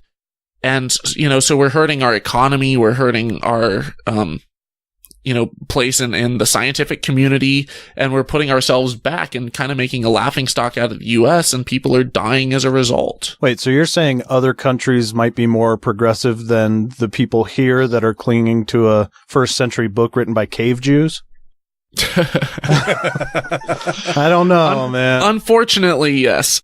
Now, I will say, when I look at countries like China, you know, they do have a large atheist population, but where I think that they've gone wrong is that it's been a very dogmatic version of atheism. It's basically like, yep, this is it. You just have to swallow it and believe it whole, rather than teaching critical thinking and skepticism and having people come to that position on their own. Right. And, you know, learning, you know, learning the science behind it and why it's reliable. I think that creates a better type of atheist, a better type of skeptic. I'm not saying that those people don't exist, in places like China, but I think that the surge of atheism in the US, the positive side of it that I think a lot of people don't realize or we take for granted is that people are coming to this position because they're in the free marketplace of ideas. And so their atheism is stronger and it's not solidified in dogma. Yes. Yeah, I've mentioned before on the show that I think it's dangerous. Perhaps that's not the best word. But I think it's ill-advised for us to count all of the nuns as being part of the atheist group. I think you made an excellent point when you said that in countries like China, where atheism is the de facto standard, that unless they realize and are taught why it's best to be an atheist, or, like you said, to explore critical thinking and to be a good skeptic, that we run the risk of those people later in life pulling a Kirk Cameron and saying, oh, well, I was an atheist all my life, and then I found Jesus and the truth and the light, and now I know what's really best. Before, I was just an ignorant atheist. And I think it's fair to say that there are a lot of ignorant atheists out there that they may not have an active belief in a God, but they don't have any good reason to not necessarily. Do you know what I mean? That they haven't done any real searching for a God or searching for the truth or why they should or should not believe in a God. And so I think we do ourselves a disservice when we count among our own group of religious ideals those who really don't have one either way and don't care. I would say I was an ignorant atheist for most of my life. Oh, yeah? Because I didn't grow up with a religion. I didn't have a religious basis. I still didn't believe in a God, but I just didn't know why I didn't believe in a God until I came here to Utah and was in the military and seen everybody else being like, yeah, God this, God that. I'm like, what? I'm like, wait, you're telling me people actually believe this shit. It's kind of how I came into realizing, well, fuck, I'm different. Mm-hmm. I'm not like everyone else. Well, you still are different. True. But now I know why. I think it's important to not discount the fact that, that there are a massive number of atheists around the world. Not all of them are skeptics. Not all of them are critical thinkers. That's very true. But, there's a lot of Christians as well, and they'll brag and boast about their numbers and have a considerably large voting block, and they'll say, look, we have this many 100 million Christians. And many of them don't know why they believe in the Bible. They were just born and raised with it too. So I think the key is to show people, whether they're Christian or atheist, to encourage skepticism and free thought and critical thinking. And those who are already atheists, who then, they come across a religious position, they're not going to be like the millions of people in the atheist countries, in Asia that, when they're suddenly exposed to Christianity or Islam, they flock to it in droves and they're like, oh my God, this is amazing. I had a dream about Muhammad. Therefore it must be true. Instead, if they're equipped with skepticism from the get-go, they're like, wait a second. This seems fishy to me. Like something here's not right. This guy rode a winged horse to where? Yeah. I was also raised on PBS and the Discovery Channel. Yeah, that helps. No, I think you make a great point there. To counter what I said about not being a good skeptic and being able to use critical thinking. I think I prefer that people have a good reason for holding the beliefs that they do. Yeah. Oh, for sure. And that's why, oftentimes I'll hear people who, they might identify with some far left or far right political position or some religious position, and they'll say, I am this or I am that. And I'm like, okay, that's all fine and good, but can you explain what exactly that means to you? So we'll hear words like feminism, which has like a million different shades of, to define it. Or you'll hear words, like a social justice warrior, or you'll hear, Christian, for example. And it's like, okay, well, but what does that mean? Like what, cause that could be anything on a spectrum of a million different positions. I'm like, I want to hear where they're coming from. I want to hear why they identify as that. Maybe they're attributing a label to themselves that doesn't really mean what it thinks that they mean. Or, maybe they have an amazing position for it and they could win me over. I don't know. Like I said, I want to go where the truth leads. So that's why I want to hear their positions and either solidify mine or abandon it. Yeah, I think that's a great point. So what is your best argument for a belief in a God and your best argument against a belief in a God? So best argument for would probably be fine tuning. I do think that fine tuning is up there. I don't think that I could really come up with an amazing argument for the biblical God, just knowing everything that I know about why it's BS. Yeah. But I could make a pretty strong case that if you see the trends that are occurring right now with Moore's law and computing power increasing and us expanding out into the cosmos, and then you look at the sheer number of planets across the world, you could argue that, any sufficiently advanced technology would be indistinguishable from gods to us. And so if let's say you have that many, billions of planets, it's very unlikely that life just originated on ours. And if that's the case, there might be one that is exponentially further along than we are. And eventually maybe they'd be able to turn back time and become gods. So I think like a cyber deity that's able to harness all the energy in the universe and set back entropy and create, universes and stuff out of thin air. I think that, you could point to that and be like, yeah, it's actually very likely. But where I think that goes awry is we have no evidence whatsoever of any kind of encounter with something like this, or of anything like that tampering with the laws of physics as we know them, or of, the universe as we know it.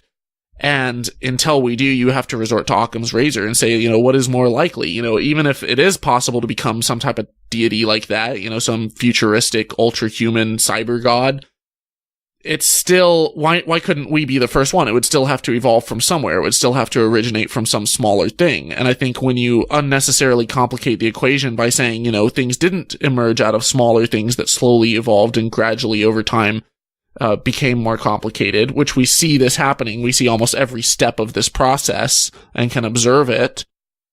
So you wouldn't buy into William Lane Craig's idea of a spaceless, timeless, immaterial God who has just always existed and is therefore outside of any of our traditional notions of a beginning. The special pleading, nondescript God. Yeah. Tell you what, I'll buy into that as soon as you buy into the invisible unicorn in my garage. Wait, you got one of those? It farts rainbows. Yes. Awesome. So what is your best argument against a belief in a God?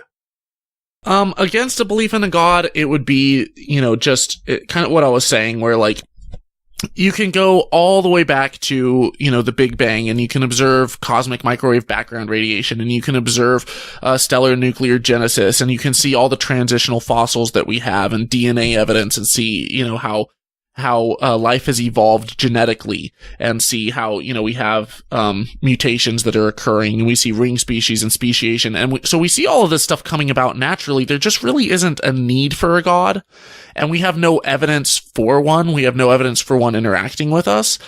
And we know that humans are prone to make up stories and create legends and myths, and, historically, every single one has been wrong. And if you look at, the 3,000 plus deities that you don't believe in, I find it far more likely that all of them are wrong because, they are mutually exclusive. They can't all be right. Mm-hmm. I just have one more thing for you. It's a subject that's near and dear to my heart. You did a video on why atheists are angry. And Matt is quite angry. Yeah. You did go over quite a few reasons within that video, but you don't really strike me as an angry person, which is fine. I'll still accept you anyway, but how magnanimous of you. I'm just curious, what do you think is the biggest reason you feel angry if you do? I think initially it was, I just felt like I'd been lied to. Mm-hmm. I felt like I'd, had the wool thrown over my eyes. Now, if I look at it, I think it's, I see how religion has just embedded itself in politics and in power. And, whether that's covering up sex abuse scandals, because, we have to protect the institution and we have to protect children. And no, it is not just in Catholic churches where they rape children and hide pedophile priests. There's actually a couple of exposés that are going on right now within Protestant denominations. And, as well as, you have churches that get special privileges and that are able to have, tax-free status while not, showing their books. They're bilking people out of their money. They're telling people not to take their medicine because God will heal them. I know that this isn't every Christian. I know that this isn't every church, but the fact that churches provide a smokescreen for this kind of action, for the Pope saying don't use condoms in Africa, for Trump to try to repeal the Johnson Amendment, which allows churches to become like a super PAC and endorse political candidates. That stuff, it really does get my blood boiling because they're held to a different standard, and they have no accountability there, and people just let them off the hook because they see it as some type of sacred institution that can't be questioned. Yep. That makes me angry too. Yeah, my blood pressure's going up. I wanted to say at the very end of that video, one of the things that I mentioned is, I'm not angry just for the sake of being angry, and I don't think most atheists who come across as pissed off are. It's that if we're angry, it's because we give a damn. It's passion. It's because we care. Yeah, it's and I'm in the process of making a video on the merits of being a soft-spoken firebrand. Because I think that you can be very firebrand about an issue without ever raising your voice or getting pissed off and angry. And I think that you can become much, much more effective, and that you actually can have much more influence and control over a situation when you're in control of your demeanor. Is there somebody out there that is like that right now? Besides me? Yeah. I think that there's actually a lot of firebrands now who are kind of going more towards the calm approach. I think Godless Skeptic is like that. Sam Harris is like that. Dan Barker. There's a YouTuber called Godless Cranium. There's another one, Rationality Rules, who all have a much more, calm, science-driven approach rather than just being, pissed off and ranting. But it just depends, because sometimes, people would look at someone like Dawkins, who's like one of the most soft-spoken people, and they're like, oh man, he's just an asshole, he's always angry and stuff. It's like, well, he's very blunt, he's straight to the point. I don't think that he's mean. Right. But people tend to think that even when I'm angry and I'm ranting, they say that I'm very soft-spoken, and I don't always see it, but I don't think that getting angry and throwing a fit and, losing your temper and stuff, I don't think that helps your case at all. It just makes it a fight, an argument, me versus you, in group, out group, your walls go up, and I'm not going to convince you. And You're cutting down my whole character here, man. I got nothing without that stuff. Well, it's amazing if you think about it. If let's say that I come into your, or let's say that I'm married, and Larry King gave this analogy where, let's say that you come home and your wife is in bed with another man. If you suddenly flip shit and you get angry and you start yelling and screaming and, throwing punches and stuff, you've lost control of not just yourself, but of the situation. And suddenly it's where, maybe before they were in the wrong, suddenly now you have, your part to play in, the violence and the anger and the way that you reacted. If instead you walk in and they're sitting there like with their mouths open, like, oh crap, we've just been caught. And instead you're like, well, this is an incredibly embarrassing situation. I'm going to go downstairs and make a cup of coffee. And when you're ready, you can come down and we'll have this conversation. Suddenly you have all the cards in the situation. You hold the power. You've suddenly taken something where, they know that they've screwed up. And instead of you reacting in a negative way, which sometimes could be justifiable, you've shown that you're an even bigger person, and you're not only in control of your demeanor, as a normal person, you're like taking it to Super Saiyan levels. And then it's like, you can do that in just about any situation if you come to the realization that, you may not be able to control someone else's opinion or someone else's perspective, but you can definitely influence their perspective and opinion of you, and that can shape the outcome of a conversation or a debate. Mm-hmm. Well, and if you walk in on your spouse who's having sex with somebody else and you calmly say, I'm going to go downstairs and make a cup of coffee. When you guys are ready, you can come down and we'll talk about this. You're probably going to really freak the fuck out of them. That's your reaction. I imagine that if I was caught in that situation, I would be worried that you would just be slowly setting up all of the various torture devices that I would meet once I came downstairs to have the conversation with you. Well, and so much of it too, obviously there's 1,000,001 ways that you can say the same thing. It's like most of communication is body language and tone of voice. It's only about 30% of communication is actually verbal words. That's why there are people who, they might be very good at talking about something, but they're not effective communicators. They do a really poor job of getting a point across. And if you come into that situation and let's say that you say exactly the same thing, you're like, oh, well, this is most unfortunate and embarrassing. I'm just going to go downstairs. Suddenly you seem like a defeatist. You seem like a cuck and a pussy and like you don't have, any kind of backbone. But if you say exactly the same thing and you're like, well, this is awfully embarrassing, I'm going to go downstairs and make coffee. It's like you have the confidence and the backbone and the gusto to confront the situation, but you're doing it with a different tone of voice and you're doing it with different mannerisms. And when you suddenly have that revelation that, oh my God, every single encounter, whether you like it or not, is an engagement in social engineering, no matter what kind of negative connotations that word has, you suddenly begin to realize that you can grow in this skill. You can level up in a way and you can become a better communicator and you can get points across and you can become a firebrand atheist without being an angry hand-waving atheist. You can be soft-spoken and be extremely effective in your message. Yeah, I agree. And Matt is very firebrandy in the studio when we talk about different things and watch videos and rant just about them. Just in the studio? But honestly, dude, online you are much more calm and reserved than I am. Oh, well, that's not. Yeah, that I don't use that particular style when I'm engaged in a conversation or a debate. Yeah. It's a cathartic thing. Yeah, the podcast is for other people who are also frustrated to just hear like-minded people. It's not about convincing anybody. Yeah. Oh, and I don't want for a second for it to sound like I'm saying that everyone should follow the same cookie-cutter approach and method. You have people like David Silverman who, he's very firebrand and he throws up billboards and he gets in people's faces and stuff, and they'll say, oh man, why do you have to be a dick? But at the same time, he can point to, because of those billboards, because of those appearances, people are not only searching for atheism more online. You can look at the Google trends, but he'll also point to how atheism and people who identify as atheists is on the rise.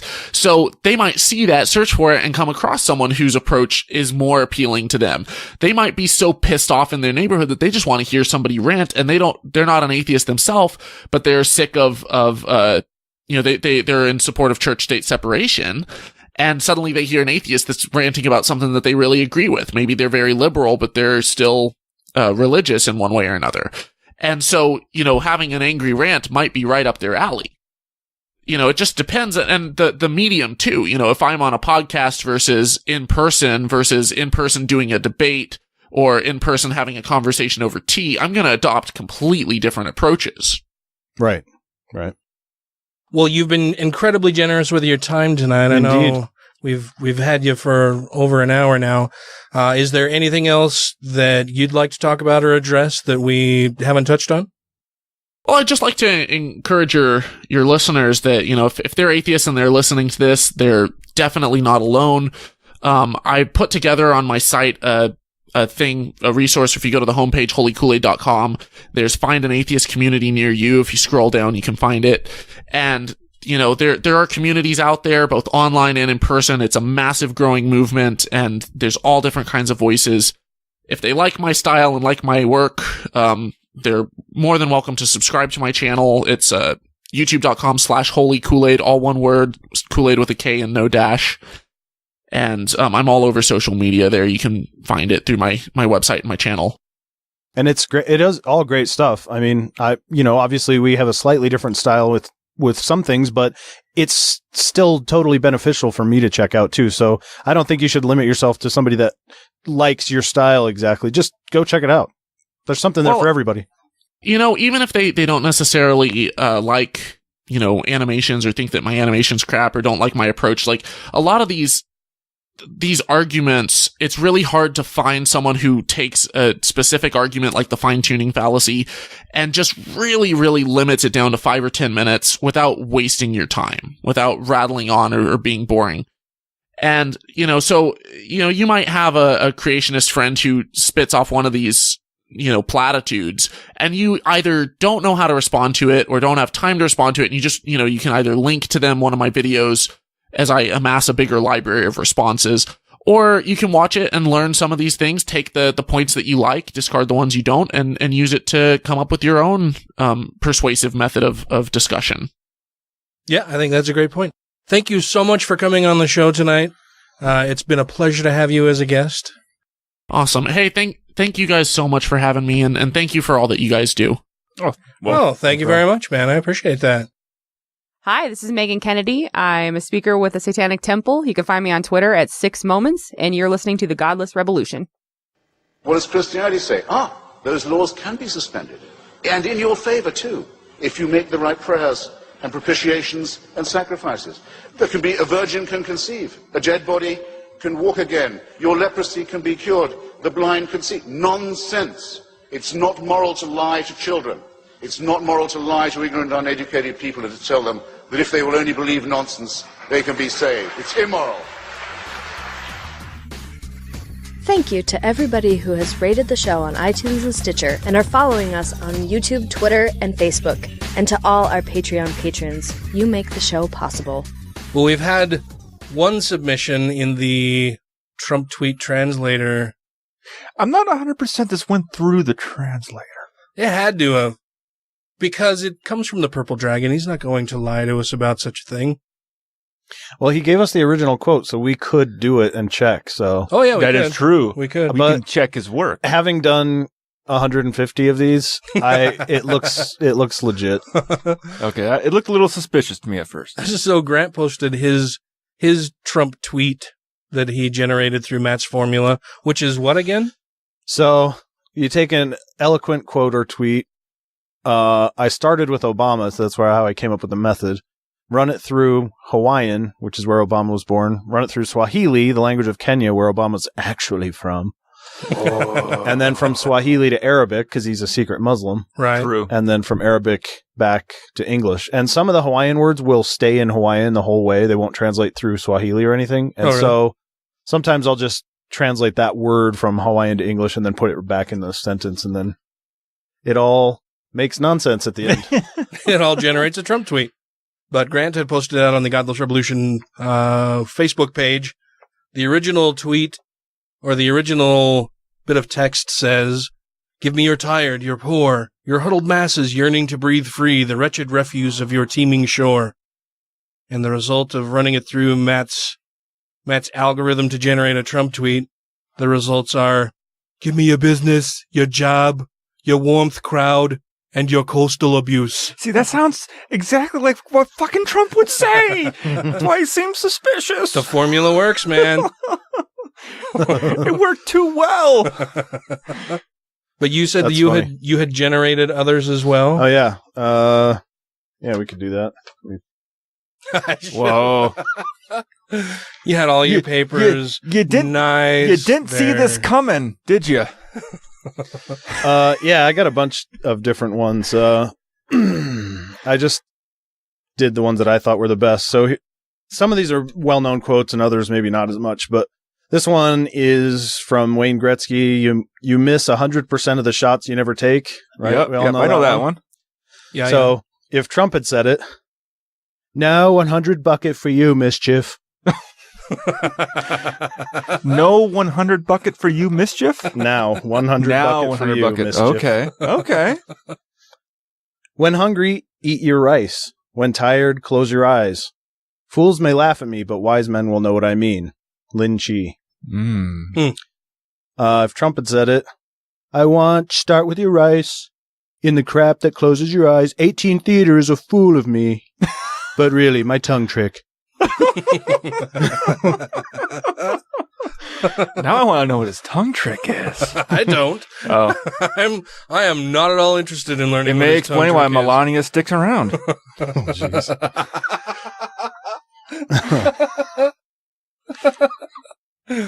So this one, the original quote is, "Do not seek to follow in the footsteps of the men of old. Seek what they sought."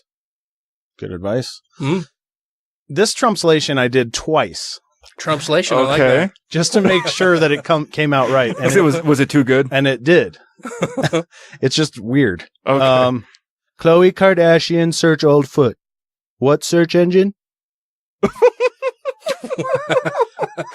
Confucius say what? It did bring up Khloe Kardashian. Wow. That's weird. I know. I think because there's a semicolon in it, and I think it turned it to an @ symbol in Hawaiian, and then somehow that @ symbol, I don't know if it just grabbed her Twitter handle or something. She's maybe got the most whatever thing. Yeah, I don't know. Huh.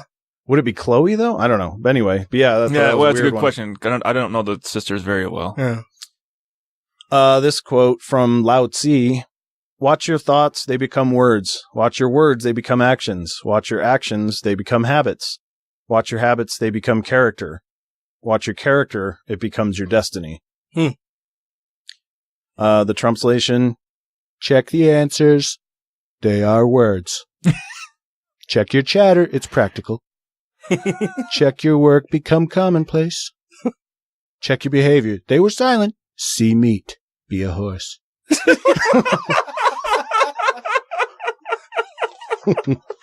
See meat to be a horse. MEAT. See meat. Yep.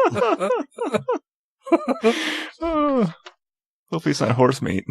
This quote from George Christoph Lichtenberg: "Everyone is a genius at least once a year. The real geniuses simply have their bright ideas closer together."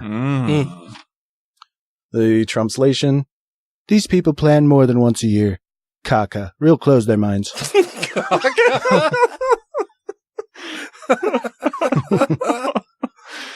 That's really an underused word, caca. It is, yeah.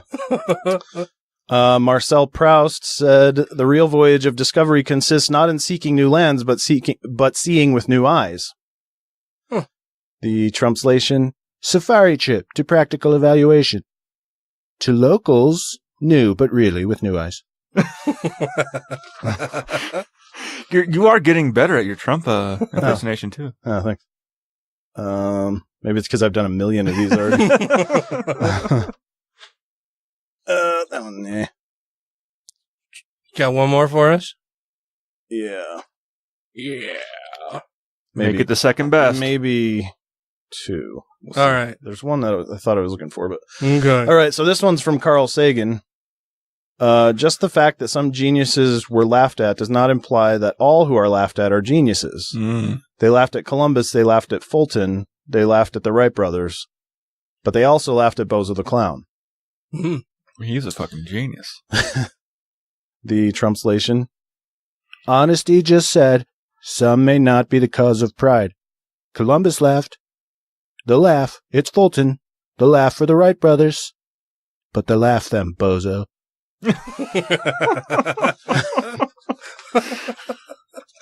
That sounds like how he would piece all of that together in his mind. I know. I wonder if some of the words get twisted because in Arabic it goes from right to left instead of left to right. Yeah, I think some major weirdness happens in Hawaiian to Swahili, which are so unrelated that it breaks it down to its most basic levels, which is all that Trump speaks in. True. Yeah.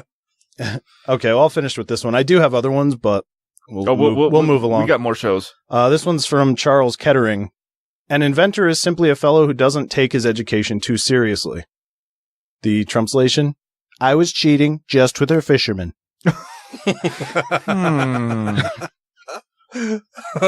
Just with the fisherman. Yep. Awesome. Very nice. I like those. Yeah, they're fun. And if you're bored at home, do one and send it to us. Yeah, send it to us at godlessrevolution@gmail.com, or you can post it out on our Facebook page, and we will read it during the show. you had more other things? Yes, I do. This little piece of paper was given to Danielle in Venice. Oh. And it contains some very important information. It is a little piece of paper. It is. Yeah. In Venice, paper is smaller. Oh. That we all need to know. It's about the impending death of the earth. Then I must know. Ooh. Mm-hmm. Scary. These are two cows were born on the same day. No, it does start that way. As reported by the Associated Press, this symbolic day in the Jewish calendar occurs once every 7 years. They symbolize the two sets of 7 cows in Joseph's dream. Following me so far? Okay. Okay. The biggest event in human history will occur on September 23rd, 2017. That's pretty fucking close. I know. We have a specific date. Yeah. Can we start stockpiling some of them food buckets? And did you say what's going to happen yet? Oh, the biggest. The rapture of the true followers of Jesus is what's going to happen. Oh, next month? Mm-hmm. Fuck, I hope so. Get them out. Yeah. The disappearance of his true disciples, not cultural Christians. Oh. Well. Chaos will ensue in the world. It will be time to repent to God, not to a priest. It will be proof that praying to or asking Mary for favors is heresy and false idol worship. Yeah, fuck Mary. It will prove that biblical Christianity is true and that man-made additions to the Bible, like Jehovah's Witnesses and Catholicism, are untrue and deception. It will also prove that New Age spirituality is spiritual deception. After the rapture, a demonic supernatural apparition will appear as Mary, like at Fatima and Guadalupe. It will be satanic deception. Do not follow this demon or the Pope or receive a mark or receive a mark of the beast spoken in Revelation 13:17. I thought these were all like, wait, I thought at first you're going to be like, follow these signals. And then it's like, no, don't follow them shit. They're the devil. I'm like, wait. Oh, that was just funny. Do not follow this demon or the Pope. It's very clear that the Catholic Church is, quote, Mystery Babylon in Revelation 17 and 18. The Pope is the Antichrist in Daniel and in Revelation. I thought the Catholic Church was the whore of Babylon. I don't know what that's just their bedrooms. Well, that's a Mormon thing. Yeah. Right. Yeah, that was Bruce R. McConkie. Yeah, okay. Aliens and abductions will also be demonic deception. Wait. What? So now they're saying aliens exist. Are they? Well, yeah. If you're abducted by aliens, it's a demonic possession. Deception, yeah. So I'm confused. Are space aliens real or not? And are the lizard people also real? I don't know if it's clear. They're saying that aliens and abductions will also be a demonic deception. So is the deception that it happened or it didn't happen? Or is the deception that the demons are pretending to be aliens? Ooh. Good point. The coming of the lawless one is by the activity of Satan, with all power and false signs and wonders, and with all wicked deception for those who are perishing, because they refuse to love the truth and so be saved. They refuse to love the truth? They're like, fuck it. Yeah. I know it's true, but I hate it. It's all the Donald Trumps and the Kellyanne Conways with their alternative facts. Yeah, therefore, God sends them a strong delusion so that they may believe what is false in order that they may be condemned. Well, that's fucked up. Yeah, so God's sending them this delusion to believe false things. So it's God's fucking fault again. Yeah. What a dick. Who did not believe the truth, but had pleasure in unrighteousness. To learn more, go to clearlywritten.net. Wait, they're clearlywritten.net when that is not written clearly. I know. This website is filled with the most amazing information you have ever heard on a wide variety of subjects. I probably will be amazed. So there you go. From Venice. Wow. And not Venice Beach, where people are quack jobs. From Venice, Italy. Where people are quack jobs. Whatever that means. Apparently, they are quack jobs. A quack job? Yeah, I'm like the people that like the wooey people that sit on Venice Beach and try to sell you crazy shit. It sounds like the title of a bestiality porn. Get over here, you mother ducker. You wooey quack job. You ain't never had a quack job like this. Wait till he gets the bill.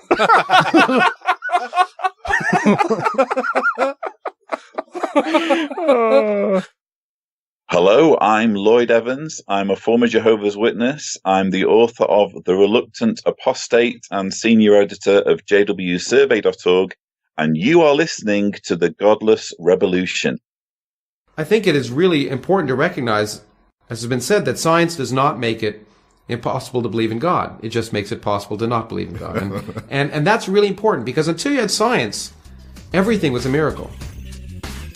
If you have questions, comments, concerns, compliments, corrections, criticisms, or concepts for content, contact the show via email at godlessrevolution@gmail.com, by text or voicemail at 330-81-REBEL, or Twitter the twatter at TGR Podcast. Thank you! Yeah, as I said, do you want to talk about that? Sure. Yeah, our good friend of the show, Mr. Taylor Grin, has a new project that he's starting and will be rolling out shortly, and has aggregated some news for us. I'm really excited about this project he's got going. He's an amazing writer first, and does a shit ton of research, and always gives us great information. So he is not fake news. No, no, I'm really looking forward to when this whole thing rolls out. The only thing that I've read on it so far is his main intro thing. I've been busy with a bunch of other stuff. I haven't had a chance to read much else on it, but it's pretty impressive. I learned a whole shitload about Taylor just from the one thing that he posted as kind of a about him, and getting to know the sources and stuff like that. But he sent us a link to this, and it just says a whole lot of news today. I'm going to cover as much as I can. Of course, Sebastian Gorka has quit the White House. Yeah.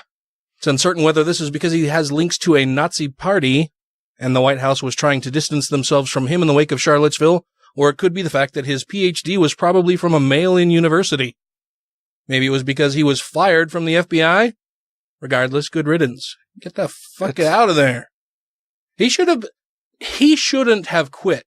If Trump had any kind of moral compass at all, he never would have been there in the first place. Exactly. And then once he was in there and people let Trump know what kind of a shit stain Gorka was, he should have fucking fired him. He shouldn't wait for Gorka to resign. But Trump he's going to bring the best people in?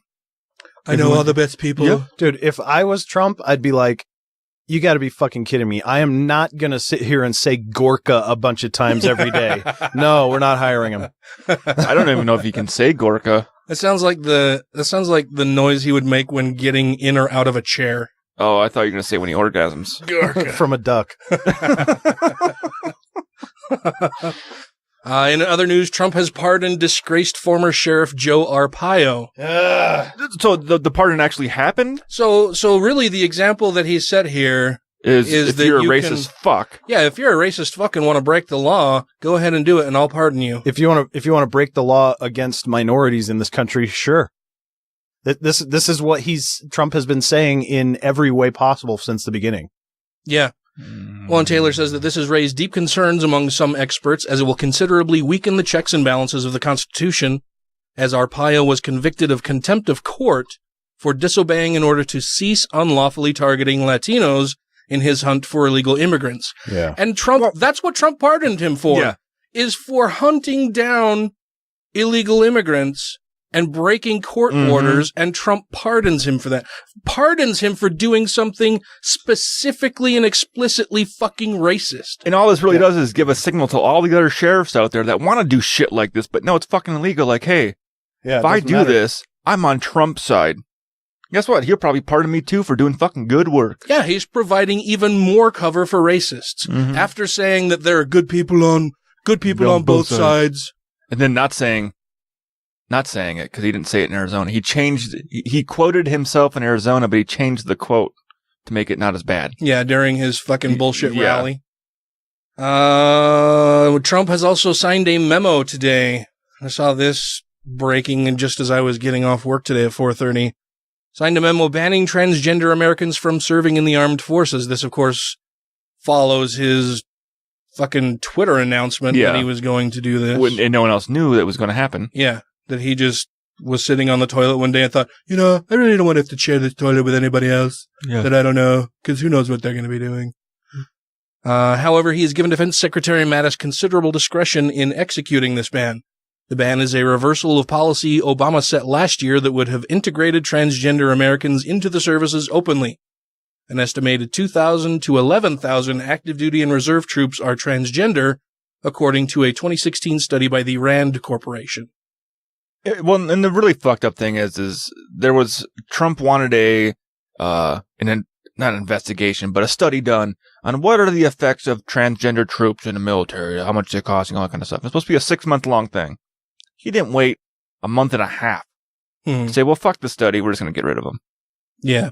Well, and the other coverage that I read on this said that that he's giving Mattis time to come up with a policy on this to determine if they're going to keep members in the military who are already serving, and if they're going to, well, and I think part of the guidance was that they would deny claims for surgery, and unless it was somehow medically necessary that it be done.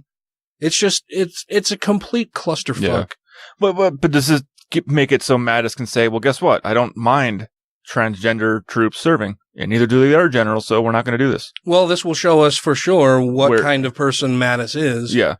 I mean, he can take a hard-ass, hard-nosed, bigoted view toward all of this and implement it in the way that a bunch of conservative Christians would like him to, or he can be a compassionate human being and recognize that not everybody can live up to some Christian ideal, which is fucking false and bullshit anyway, and just be a decent human being and allow them to stay in the service, give them all the care that they need, just as they would for any other troop. Yeah. What do you think the chances are of that happening with a Marine general, old white guy in the Trump administration? I don't know. I mean, there are some smart, compassionate, caring old white guys. And I've heard... but I'm just saying, statistically, it seems very unlikely given the grouping of what's the fucking word? Characteristics and traits, whatever. I can't think of it, but whatever goes into compiling who Mattis is seems very unlikely. I've heard some positive things from some other people that served under Mattis and the way that he treated them and the way that what he expected. And I've heard a lot of people say, yeah, Mattis was very big on saying, you don't pick political sides. So even if you agree or disagree with what the leader is saying, you don't pick a side. Those are some nice anecdotes. You can still, like, basically saying his big thing, like, to a lot of Marines was, hey, not to have the infighting going on, not to have them being like, well, I'm a Democrat, I'm a Republican, get rid of that shit. You're a fucking Marine, and that's it. And then he gets in on the hardest Republican administration we've ever had. Well, because Mattis was known to be a bulldog, but doesn't mean that the guy can't also have compassion. He's a compassionate bulldog. He was bulldog towards enemies. I didn't say he can't. I just would be very surprised if he shows that. Well, we'll see. We'll find out here in the coming months. Yeah. We'll see what kind of person, like I said before, we'll see what kind of person Mattis is, because he's given him wide latitude here. Yeah. So we shall see. Also, Montana U.S. Rep. Greg Gianforte was photographed and fingerprinted Friday. This is after he sued in an attempt to receive special treatment to avoid being booked normally. This guy's such a fucking bitch. I hate this guy so much. Gianforte was charged with misdemeanor assault, for which he pled guilty for body slamming a reporter asking him about the ACA repeal bill then in Congress. Gianforte paid $50,000 to Committee to Project journalists and nearly $5,000 in medical fees to the reporter in order to avoid jail time. Yeah, that $5,000 covered the reporter's fucking hospital, his ambulance ride. Well, or a night stay in a hospital bed. Yeah, well, I would imagine that the reporter would have taken no less than at least covering his medical bills. Yeah. But you shouldn't be able to just buy your way out of jail. No, either. Right. That's another example of how rich people get away with shit and fucking poor people don't have the opportunity to get away with shit. Special counsel Robert Mueller issued grand jury subpoenas for 6 PR companies linked to Paul Manafort. Manafort is suspected of being involved in Russia activities in the government of Ukraine, and media reports that he may be investigated for money laundering.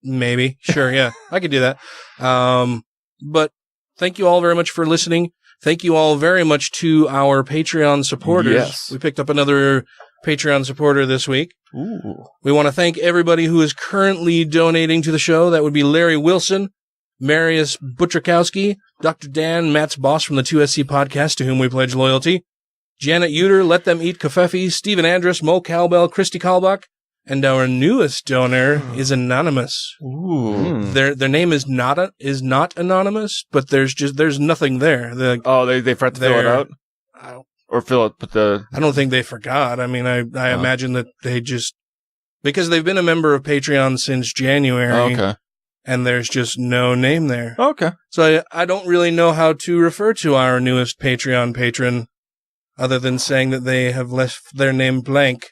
Perhaps in order to remain anonymous. I was just hoping that the anonymous hackers were our patronage. So maybe we should think of a friendly name for them. A friendly, you know what name springs to mind when I think friendly name of a thing that's not really there is Casper. Oh. The friendly ghost. Yeah. It's almost like it was planned. It wasn't really. I just thought there's no name and they're a friendly person to the show. All right. Also, Megan Kennedy, Andrew Vodaprich. Whoa. Right. We know Vodaprich. We know that guy. Yeah, he was just sitting here last week. Andrew Vodaprich. Thank you very much, Andrew. Alicia Gerhardt, Brandy Hamrick, Jeremy Goodson, Angelica Pearson, Andy Faulkner, Utah Outcasts, Wes Aaron, Taylor Grin. Fuck you and your I still don't qualify rules, Mr. Grant Larimer. Savat Acuna, and the Gaytheist, Mr. Aaron Burton. Thank you all so much. We really appreciate it. You guys definitely help keep us motivated, help keep the show going, and hopefully improving all of the time. Yeah. If you would like to become a Patreon supporter, you can do so by going to patreon.com/godlessrevolution. We would greatly appreciate it, and it will allow us to do other things and continue improving the show for all of you fine people who are out there listening. And so, until next week, crucify that like button. Leave a review to achieve nirvana. And rate the show 5 times a day toward Mecca. All right, well, let's move on to our interview with Thomas. You fucking... Can't you just edit that? Isn't that easy to... All right, sorry. Yes, I'll just cut your voice out. Yeah, just cut mine out. That'll be easy to do in the one track that's recording.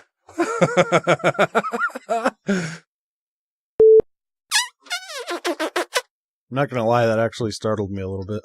I was like, what the fuck is... I'm like, these spiders are big. Holy shit. And they can fucking fart. It's got a mouse now. I met Dan at the American Atheists convention last weekend. Yes. And it was a pleasure to meet you. You're a super nice guy. Oh, you are too. Well, thank you. So we'll we should start a club or something. Yeah, I know. I was thinking, man, you guys had a real romantic time. Have you seen Coolio lately? No, is he all fucked up? He's still holding on to them dreads, but he's bald. Oh, really? Are they clear back? Does he look like Predator? Well, it goes back a little bit, but it's like dread, no hair, dread, no hair, dread, no hair. Just kind of scooping him into the occasional dread where he can. Pretty much. He's looking bad. It's been a fantastic voyage. I was thinking the same thing. Yeah, I really enjoyed it. Swear next time. I dropped a couple. Yeah.